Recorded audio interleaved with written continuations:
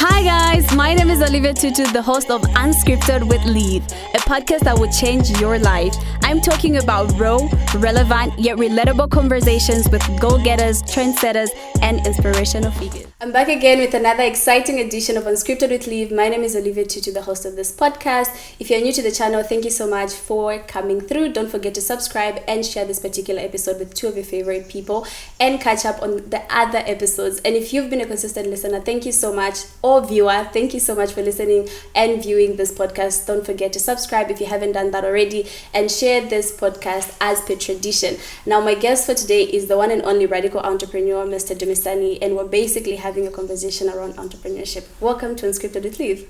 Hello. How are you? I'm great. How are you? I'm good, thank you. Thank you so much for allowing us in your space and for giving us this time. The pleasure is mine and glad to be here. Now, before we get into the conversation, I have two questions away from the actual. Mm-hmm. One is, we've all noticed from social media that your account got hacked, your page got hacked. How did that happen? I don't know. I'm still figuring how that could have happened. Yeah. We've not yet put a finger to how that could have happened because my accounts had 2-point authentication. So I should have gotten a code or something, but I just don't know how that happened. Yeah. So it's still a puzzle. But regardless, we'll try and see how we can enhance security further, going forward. So does that mean that you don't have access or there's no way of retrieving it? There is hope of retrieving it, but there's no access at the moment. Yeah, literally no access. So if you looked at my wall, the login detail changed, the password changed, the retrieving a point also changed. Wow. So if you want to log in, you will literally have no way. Yeah. No way. I think it would depend on Facebook. And just to pass a comment on that, I think it would be great if Facebook had an office in each and every country. It would work out great and it would solve a lot of challenges that are faced.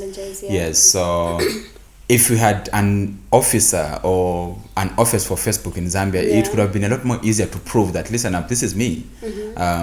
Or if they can't make it in all the countries, at least if they could then work with organizations like Zicta in Zambia, where they have proper representatives who represent their interest in a particular country. I think it would solve a lot of challenges like impersonification.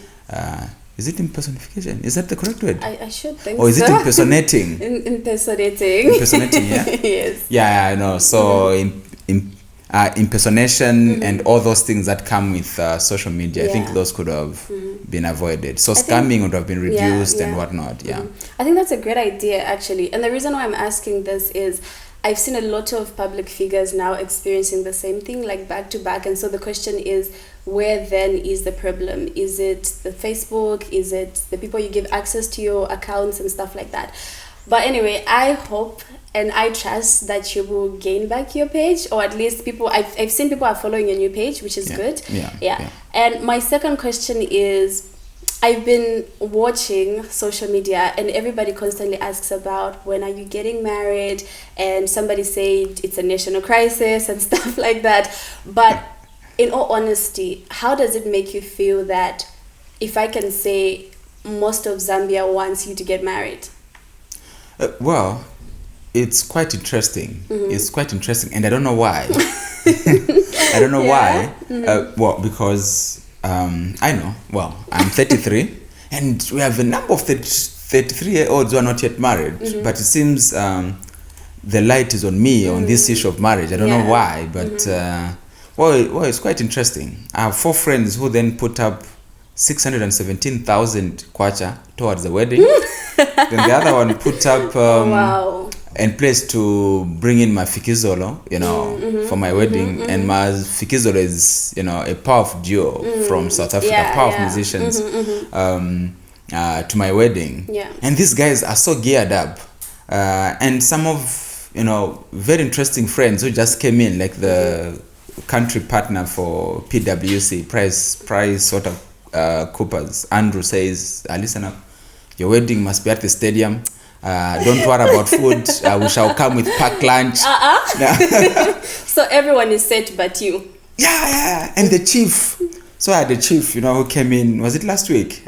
Just here. And was saying, listen up, I'm donating 5 animals for your wedding. Oh my God. So one has donated, the wedding dress, for the bride, don't worry. Okay. I think, what is that? Yeah. And this Jalumu man comes in and says, the wedding cake, regardless of the price, I'm sorting out the wedding cake and 2 suits for yourself. Ooh, so now I'm wondering, everything is almost there except the bride. So but it's quite interesting. I don't know why. Yeah. Anyway, I want to ask why, because I feel like a lot of people have been asking why. My prayer is, if at all you want to get married, you find her soon. But if you don't want to get married, it's okay. We will understand. Yeah. Who knows? You might be like Paul from the Bible, right? Oh yes, maybe I've dedicated my life to entrepreneurship. To entrepreneurship and change the world in the space of entrepreneurship. So, I think just let us know where you stand, so that the pressure sort of lessens a little bit. You get it? Yeah, I know I shall get there. Now, I've watched a lot of your interviews and I've hosted you before, and one of the things you speak about is where you started out and how you are where you are right now. And so for this particular conversation, I thought it really won't save much, because we all know where you come from. We all have heard your story. So we're just going to get into what you are now and your hopes for Africa, your hopes for Zambia, and for the world at large. And one of the questions that I've constantly asked myself is, why the radical entrepreneur? What made you come up with that name? My approach to life is radical. My approach to entrepreneurship is radical. Yeah. I don't like doing small things. I love doing radical things. Yeah. So if you look through my journey, you realize that my approach has been radical. Getting on my first trip to Botswana, I don't know where I'm going to. I'm alone, and it was radical. Getting to Mozambique, getting on a motorcycle in a foreign land, no license, and first time learning how to ride, and I decided to ride all the way to Zambia. I mean, that is radical. Yeah. So my approach has been radical. Even most recent things, like deciding to say, how about having a conference at the stadium? How would that be? Yeah. No, it can't happen, but no, let us go for it. Radical. And this time around, what I'm saying is that, let us have 100,000 people in the stadium, fill up the stadium and have people, on the running track. Radical. Yeah. So my approach has been radical all through. So hence the name, the Radical Entrepreneur. Nice. Now, the Africa Must Think started in 2021, right? Before then, I'm not too sure, you had different conferences that were being held, right? But then the name transitioned to Africa Must Think in 2021. No, actually no. It was 2019. 2019, okay. First Africa Must Think.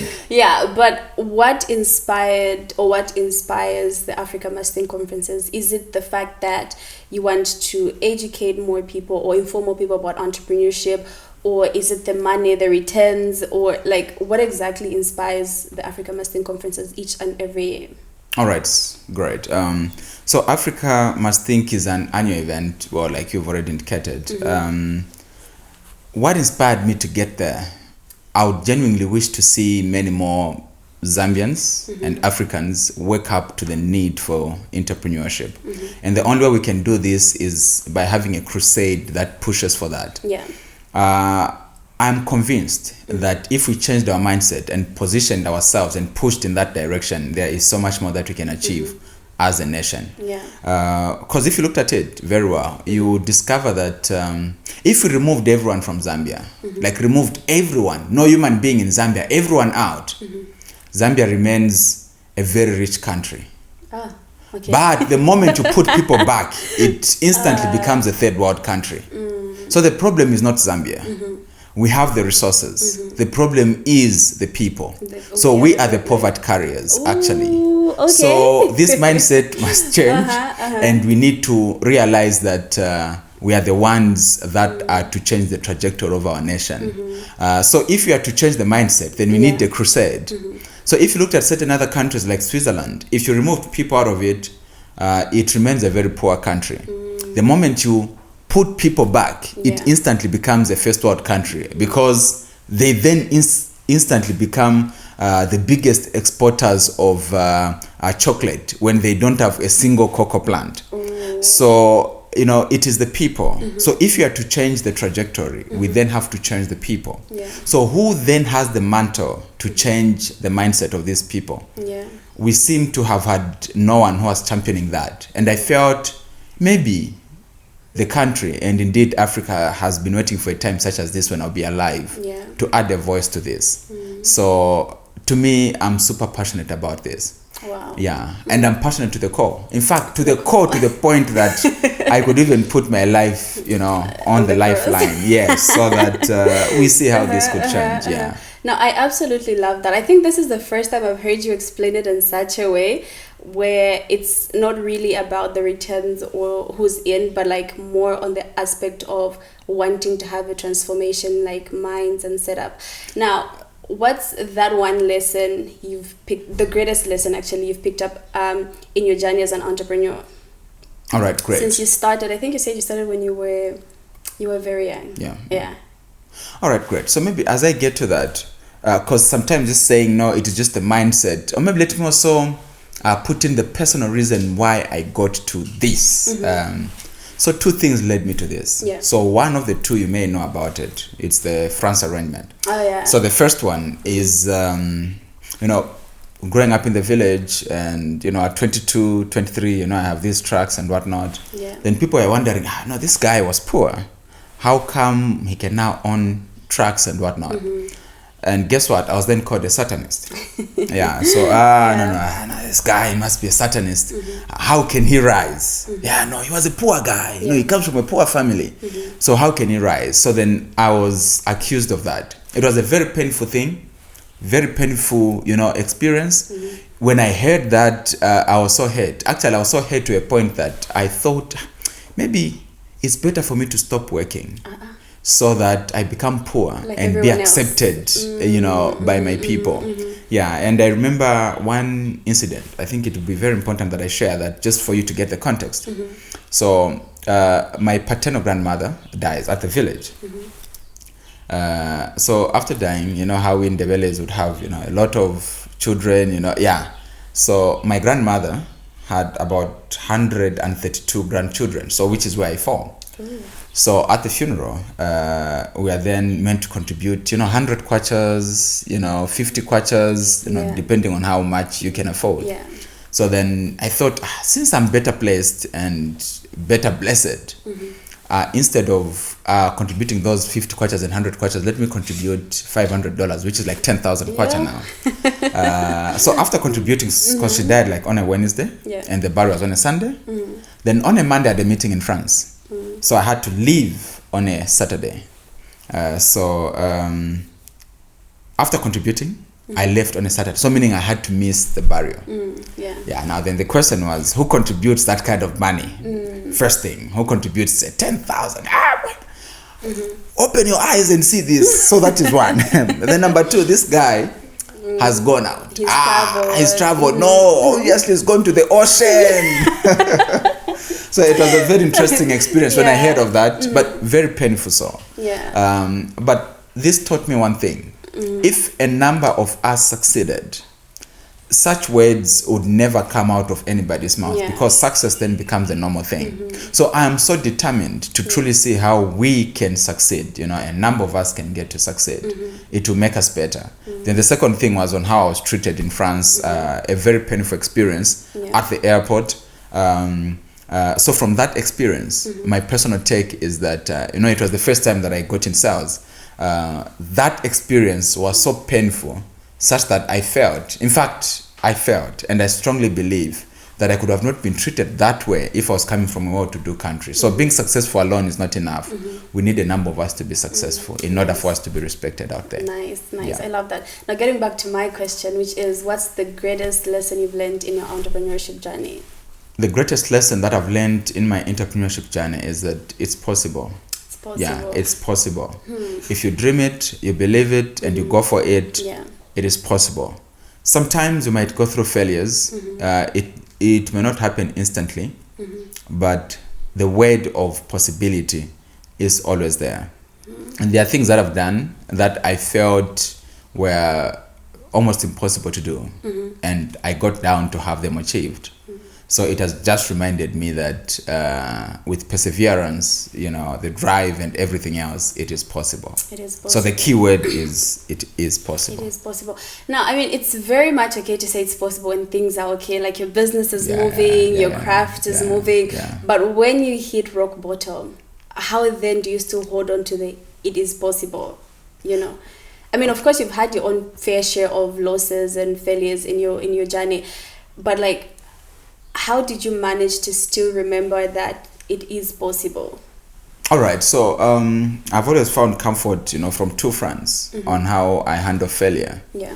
And it has helped me, remain sane. As you may know, from the tomato project, being robbed in South Africa, the transport, business going down, and like so much has happened over my journey. Being scammed of, $19,296, then lost $40,000. Even losing the page now, which is so it has been part of the journey really. Yeah. So how do I then handle, failure? So two fronts, from the spiritual side, I find comfort in Genesis, 1 verse 26, where it says, let us create man and let us have him have dominion over the fish of the sea, the birds in the sky, and over everything that creepeth. Yeah. 27, man is created. 28, after being created, man is given a charge. I give you dominionship over the fish of the sea, the birds in the sky, and over everything that creepeth. Now, underline the word dominionship. Man is not meant to own anything. You just have dominionship. In other words, you just have control. So when things fail, I have not really lost because I did not own in the first place. Ooh. What has just reduced is dominionship. Yes. Yeah. So man is not meant to own. So naked I came, naked I'll go.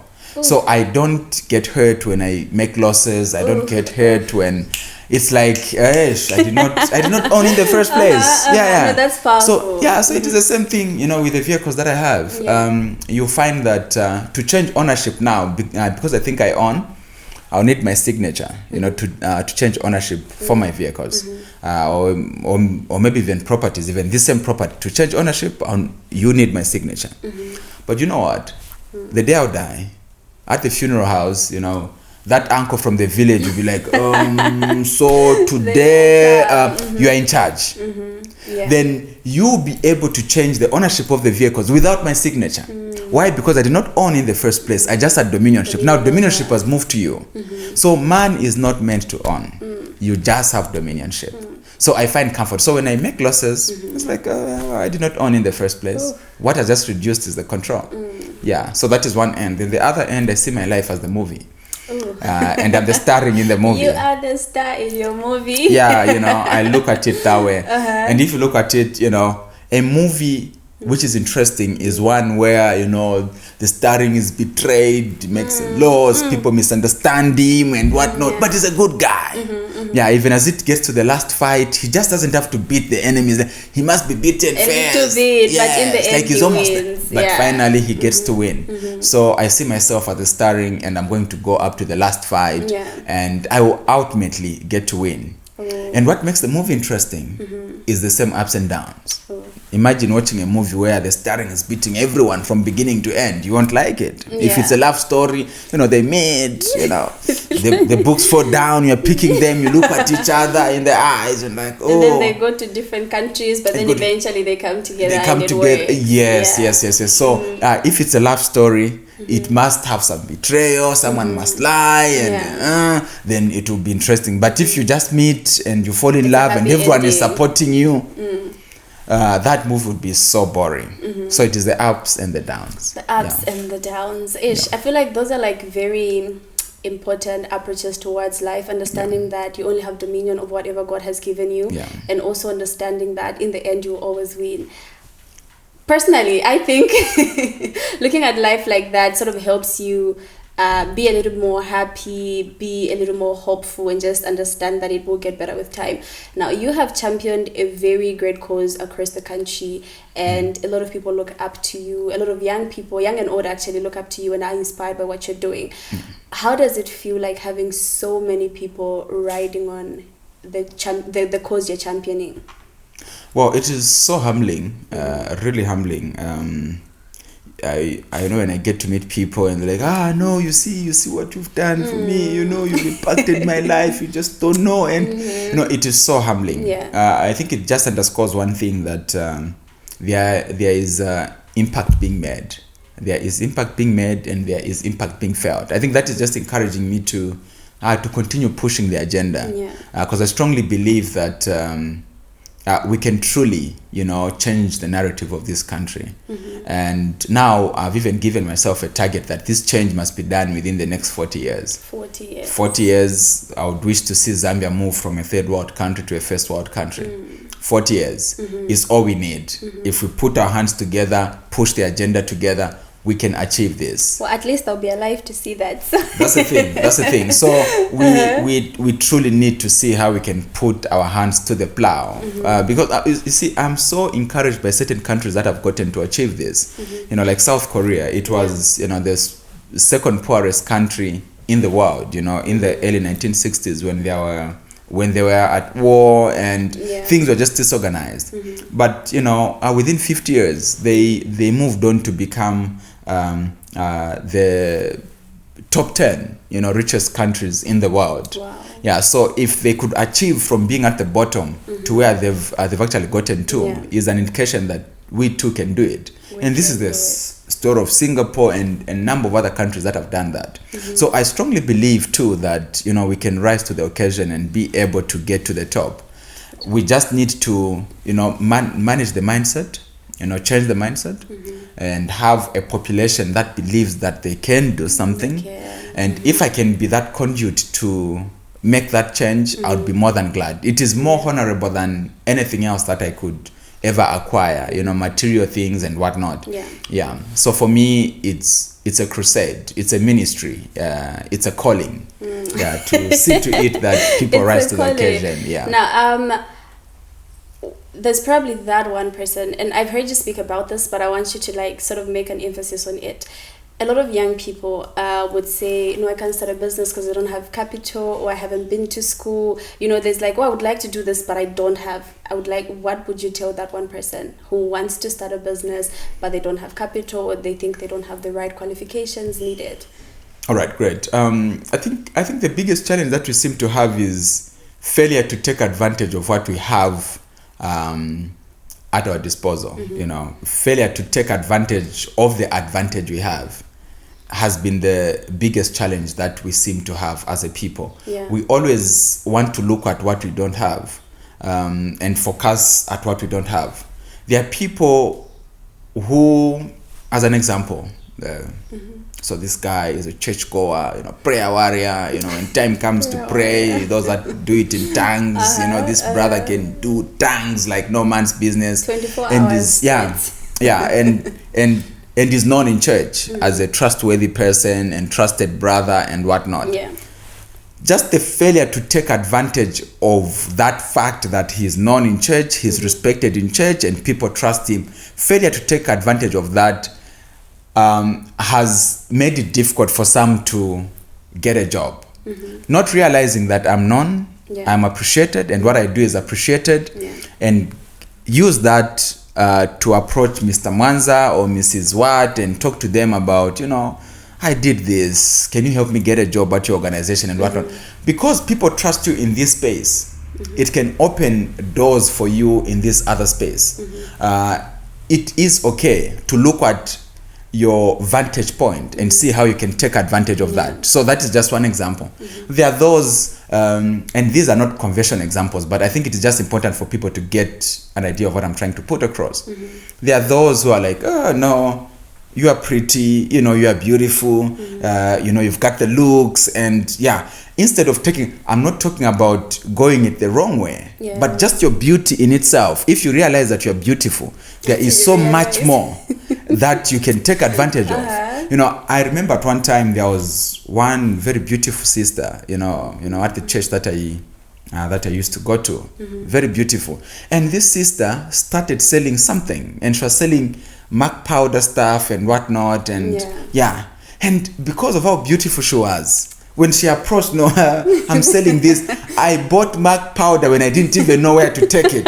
Not that she was doing anything wrong, But because of how she was, she took advantage of that, and she was able to sell, and and she could speak so well, and she took advantage of that. So we tend to think that someone can take advantage of such by doing the wrong stuff or getting in prostitution and whatnot. You don't have to get that side. You can use that, to market, to sell, and it could position you well.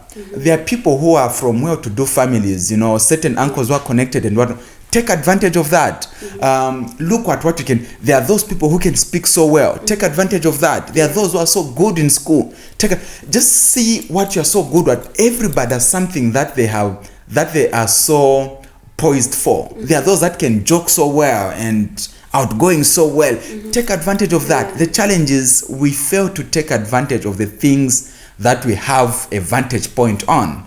So look at it. So Olivia, what are you good at? Or maybe a question. What are you good at? Like you can take advantage. I can speak. Yes. You can speak. Take advantage of that. Yeah. So the challenge that we tend to have is that we don't realize our special abilities, and we fail to build on our special abilities. As a result, we remain where we are. So now, to answer your question, it is not about money. It is about your special ability to do something. Money is not king, actually.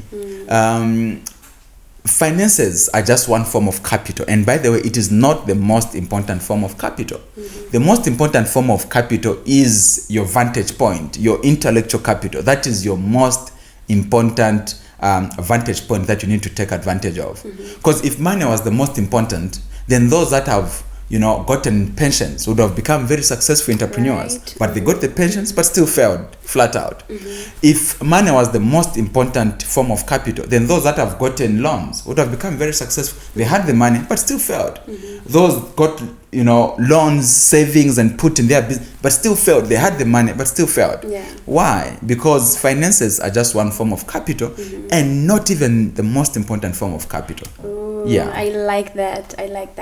Take advantage of your vantage point. It's as simple as that. Now, while you're tuned in to Unscripted with Liv, make sure you're sipping on some good cup of coffee, tea, water, juice, or whatever beverage best suits your needs. And don't forget to subscribe and share this particular episode.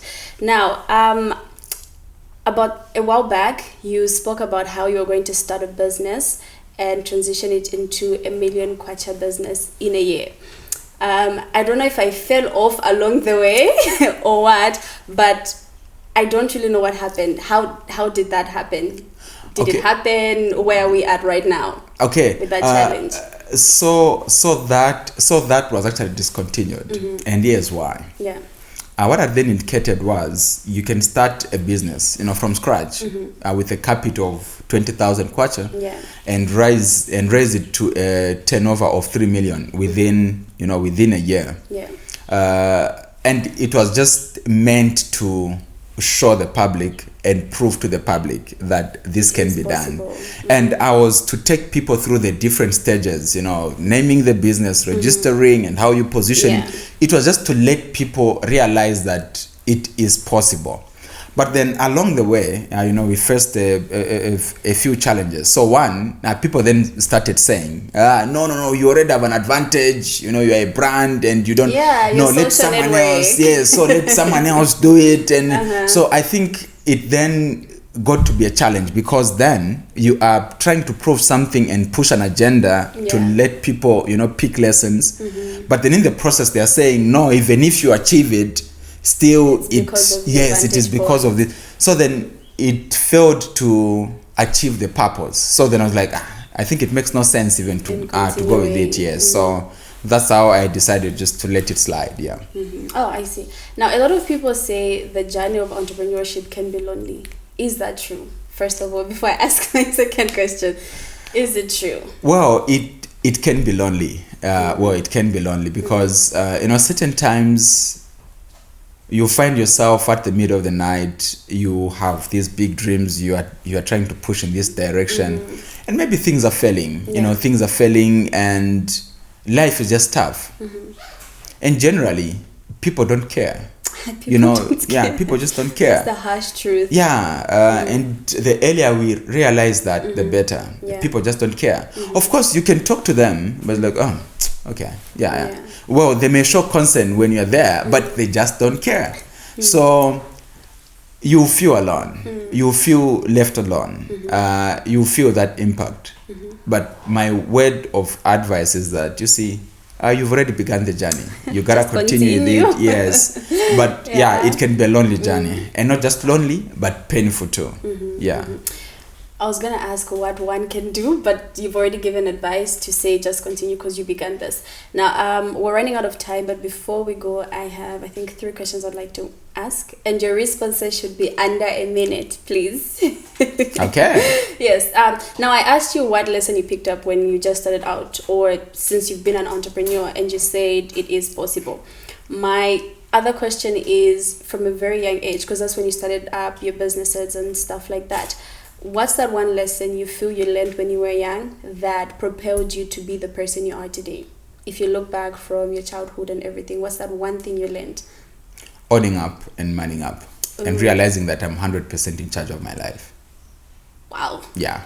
I love that. Yeah. Now, of course, I do understand to say for one to basically thrive in whichever field they're in, they've got to read more and interact with a lot of like-minded people, right? Would you say you read a lot? Above average. I wish I could do more. Yes, I wish I could do more, but I read quite a bit. What's that one book you would recommend for someone who wants to start out in entrepreneurship? Okay. All right.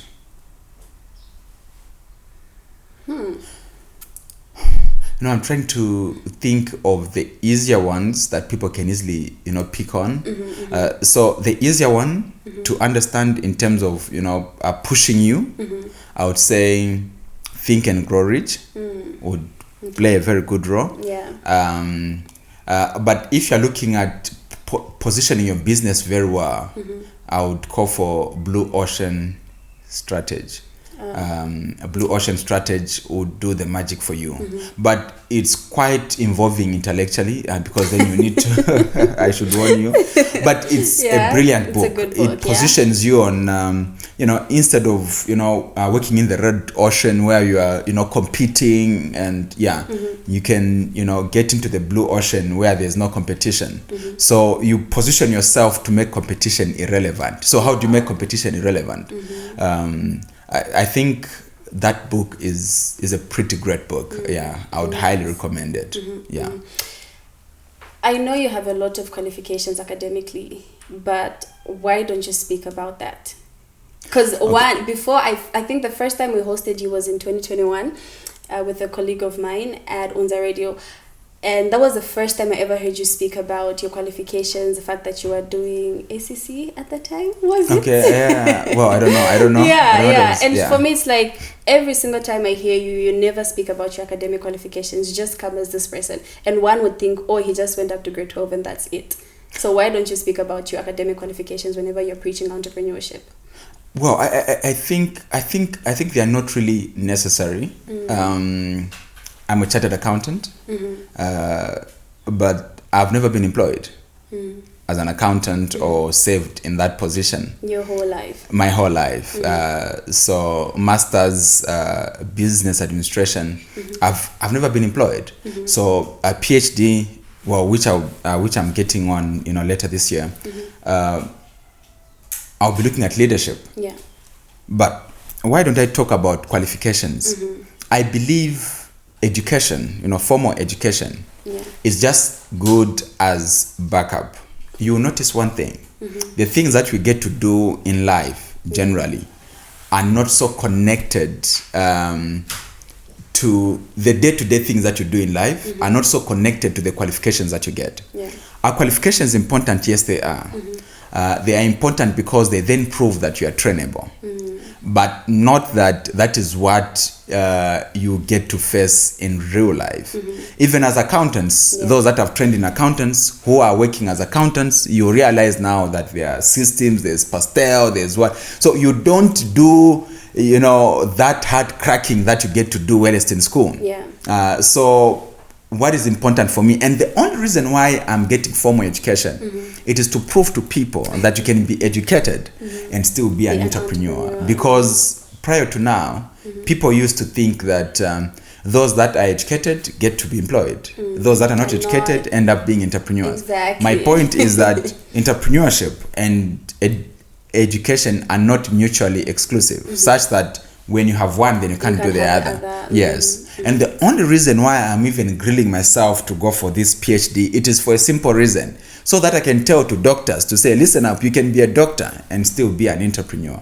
And I am a perfect example, because I felt just pushing the agenda of entrepreneurship without education, I seemed like one who's failed in education. Yeah. So this kachap is down. So really, actually. so he's gotten into entrepreneurship so I think that is the reason why. Makes sense. Now, my final question, and I'm done because I know these guys are looking at me. Would you say everyone is meant to be an entrepreneur? Is entrepreneurship for everyone? Everyone can learn to be an entrepreneur. Should we all then go and start our own businesses? And well, not all. I think this is where the thing is, because people think I'm pushing for this whole thing of so that entrepreneurship. Everyone just leaves the employment world and just go and become their own boss. I think I should be very clear on this. I push for that agenda for a reason. The equation is not balanced. The equation is not balanced. Example, maybe let me take it back. Some years back, centuries back, women were trumped upon. So women were not meant to own anything. Actually, women were property to men. Of course, not just ordinary property, but very special property. But they are still property. So then we got to a space where it was then realized that women must also be able to stand. Women must be able to vote. Women should also be able to own property. Women can also be employed. So then we had this space, this movement that then pushed for women rights. Women must this, women that. So it is not that those that were pushing for that they did not care for men's rights. They pushed for that for a very simple reason. Because women were in a disadvantaged position. So in order for us to stand at the same table, we then have to push these that have been disadvantaged for the long time. So that then when we say, equal rights, equal opportunities and whatnot, these ones need to be pushed so that, they can be at the same level with men. Make sense? So in terms of entrepreneurship is something that we have not embraced for the longest time. We have been, pushed to think that we need to be employed for the longest time. Go to school, get a job, and become successful. And this is a story that we have heard from the time we were young. So if we are to get to the same level, we have gotten to a point where there are no jobs now. So if you are to push for entrepreneurship, we need to push this agenda more so that it reaches a point where we have some level of equilibrium.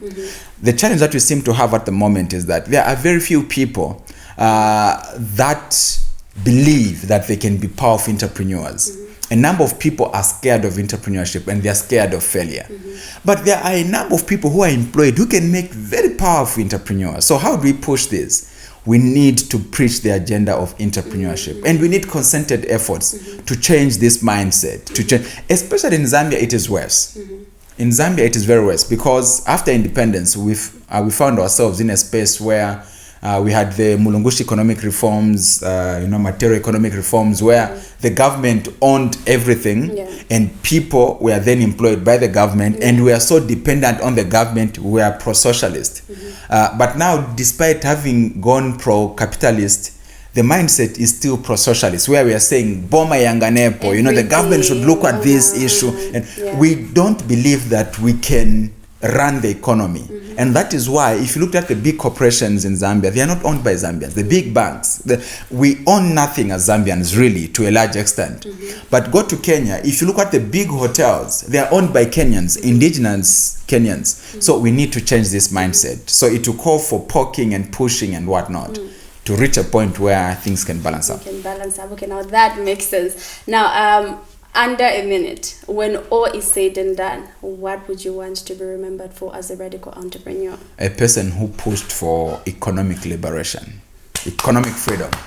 Actually, I'm a freedom fighter. In fact, I see myself that way, like I'm a freedom fighter. And in fact, you should see me And for this, I am willing to fight. You see, the same way our leaders brought in political independence. Yeah. My take is that we are the ones that are going to fight for economic liberation. And our time has come. Our time has come. And by the way, even if others get to fight us, I am willing to use one hand to stop them from fighting, but I'll still use this other hand to keep fighting going forward, because those that may be fighting us may not know what they are fighting. We are fighting for them. And it is okay for them not to understand. We are the freedom fighters. We are the freedom fighters. And would you so join much. the fight? Definitely. I'm here. No, come in. And this we even is me taking part of the fight. And we even have a motto. And the motto is, we have come. Twice. We have come. Natuisa. Thank Thank you so much for giving us the space and time. Now, that was me having a conversation with the radical entrepreneur, Mr. Dumisani. If you just joined us, you can still go back and listen to it or watch. Thank you so much for watching up until the end. And don't forget to subscribe for you to get more of such conversations. And like I say, I'm going to say it again. I don't want to be known for what I'm against. I want to be known for what I'm for. And I'm for people, regardless of who you are. I love you, but God loves you more. See you next week sometime, someplace. Bye for now. Are you a startup or established business and you wish to reach out to an audience that will buy into your product or service? Great news! You can now advertise with Unscripted with LIV at affordable rates. What are you waiting for? Take your business to greater heights. Unscripted with LIV.